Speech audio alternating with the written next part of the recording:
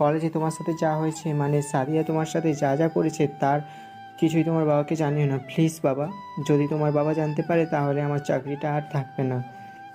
ও principal স্যারকে বলল। Sir আপনি নিশ্চিন্তে থাকুন, আমি আব্বুকে এসবের কিছুই জানাবো না। আমি চাই না এসব কিছু নিয়ে বড় কোনো ঝামেলা হোক। প্রিন্সিপাল স্যার বলল। তোমার মা বাবা খুব ভাগ্যবান যে তোমার মতো একটা ছেলে পেয়েছে। আয়াস প্রিন্সিপালের রুম থেকে চলে আসলো। আজকের মতো ক্যাম্পাসে আর কোনো কাজ নেই, তাই ও আর ওর বন্ধু নাহিদ চলে আসলো। বাড়ি এসে দেখে তার মা ওর রুমে শুয়ে আছে। আয়াস বিছানায় গিয়ে মায়ের কোলে মাথা রেখে শুয়ে পড়ল। ওর মা মাথায় হাত বোলাতে লাগলো আর জিজ্ঞেস করলো, ক্যাম্পাসে তোর সময় কেমন কাটছে?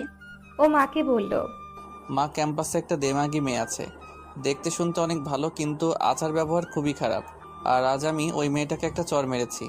তার মা জিজ্ঞেস করলো, কেন ওই মেয়েটার গায়ে হাত তুলেছিস?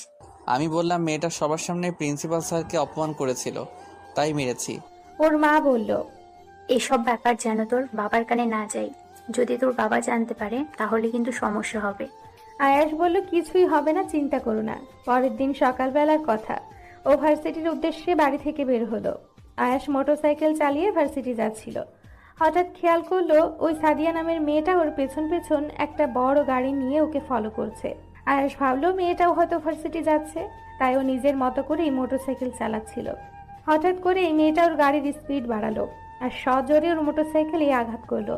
আয়াস ছিটকে রাস্তার উল্টো পাশে পড়ে গেল। মেয়েটা গাড়ি থামালো আর জানালা দিয়ে মাথাটা বের করে একটা হাসি দিয়ে চলে গেল। আয়াসের খুব ব্লিডিং, মানে রক্ত বের হচ্ছিল। আয়াস ফোনটা বের করলো আর ওর বন্ধু নাহিদকে ফোন করে বলল, দোস্ত, আমি অ্যাক্সিডেন্ট করেছি, তুই তাড়াতাড়ি 3 রাস্তার ধারে চলে আয়। নাহিদ ওখানে চলে আসলো আর ওকে হাসপাতাল নিয়ে এলো। নাহিদ আয়াসকে জিজ্ঞেস করলো। কি রে, অ্যাক্সিডেন্ট করলি কিভাবে? আয়াস নাহিদকে বলল, ওই সাদিয়া ওর গাড়ি দিয়ে পিছন থেকে ধাক্কা দিয়ে ফেলে দিয়েছে, মোটরসাইকেল কন্ট্রোল করতে পারিনি। নাহিদ বলল, এভাবে আর চুপ থাকা যায় না, তোর আব্বুকে ফোন দে। আমি বললাম থাক না, কি দরকার আব্বুকে বলার। আবারও নাহিদ বলল, তোর যদি একটা কিছু হয়ে যেত, কে এর দায়িত্ব নিত? নাহিদ ওর ফোনটা নিয়ে নিল আর তার আব্বুকে ফোন করে বলল, আপনার ছেলে আয়াস অ্যাক্সিডেন্ট করেছে, তাড়াতাড়ি ঢাকা হসপিটালে চলে আসুন। বাবা মায়ের একমাত্র সন্তানও, বাবা ওকে নিজের থেকেও বেশি ভালোবাসে। তার বাবা অ্যাক্সিডেন্টের কথা শোনা মাত্র হাসপাতালে চলে এলেন আর এসে নাহিদকে জিজ্ঞেস করলো। আয়াস কেমন আছে? নাহিদ বলল, চিন্তার কিছু নেই আঙ্কেল, ও এখন সুস্থ আছে। তার আব্বু নাহিদকে জিজ্ঞেস করলো। কি করে এসব হলো?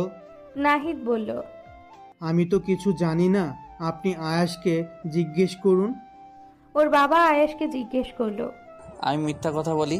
আমি বলেছি আমি গাড়ি কন্ট্রোল করতে পারিনি, তাই অ্যাক্সিডেন্ট হয়েছে। ওর বাবা বলল, কাল থেকে তোমাকে আর মোটরসাইকেল নিয়ে যেতে হবে না, আমার গাড়ি নিয়ে যাবা। আয়াস আর কিছুই বলতে পারলো না। 4 দিন পর আয়াস সুস্থ হলো। ও ওর আব্বুর দামি গাড়িটা নিয়েই বেরোলো। আয়াস মাঝ রাস্তায় আছে, ঠিক তখন আয়াসের বন্ধু নাহিদ ওকে ফোন দিয়ে বলল, দোস্ত, তুই যে ভার্সিটিতে আসছিস এই খবর সাদিয়া জেনে গেছে। তোকে মারার জন্য অনেকগুলো গুন্ডা ভাড়া করে এনেছে। তুই আজ ভার্সিটিতে আসিস না।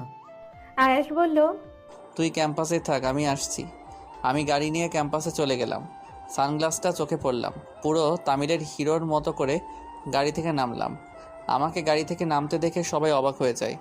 এত দামি গাড়ি,